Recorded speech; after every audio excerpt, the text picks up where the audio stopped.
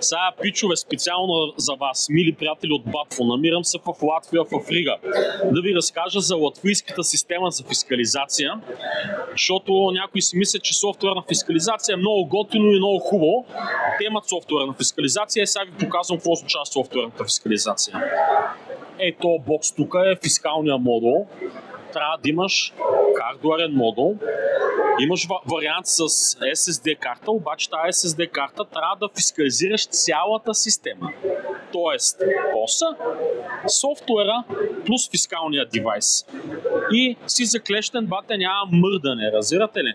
Докато нашата фискална система, аз почвам да се харесвам все повече и повече, бе. Слагаш фискален принтер и къв ти е софтуер, къв ти е другия хардуер, няма никакво значение. Тук в Латвия слагаш всичко заедно, фискализираш него и каквото и да барнеш от тази система, каквото и да мръднеш, нямаш вариант да го мръднеш без да минеш през одобрение.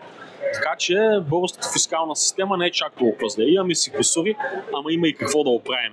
Айде, поздрави от Латвия!